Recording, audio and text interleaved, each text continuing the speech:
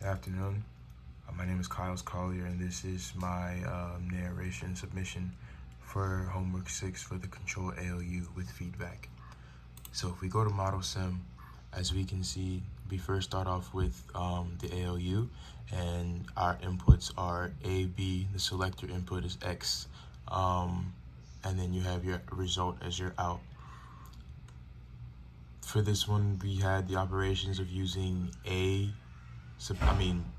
addition, subtraction, and OR, and then when it was anything else, the result would end up being 0. So if we start with the FSM, which is essentially where we get to see the feedback,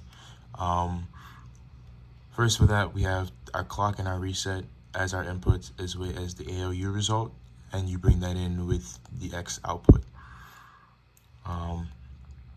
We also had the type state for state 0, 1, 2, and 3, and then our signals were current state and next state.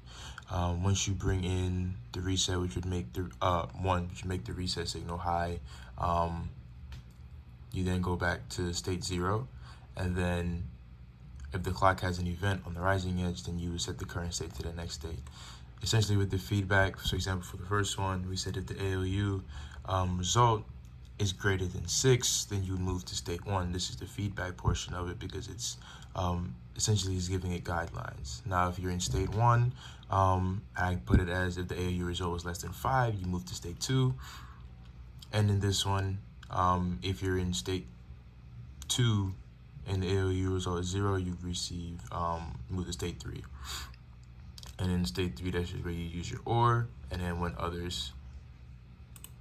Now the top level again is where you kind of bring everything in, where you kind of instantiate the ALU and the FSM to correspond with the signals and the inputs for the top level, which can then be seen in your test bench, where you can now assign the values for A and B, and you get to see them take place after you wait for 100 seconds.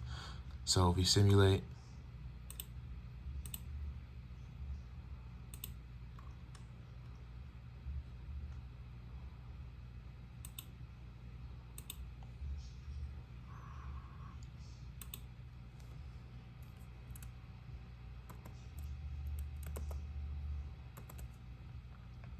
as you can see, is that as you progress, now the reset was high and now it drops, and now the clock at a moment, and now as you can see it's progressing.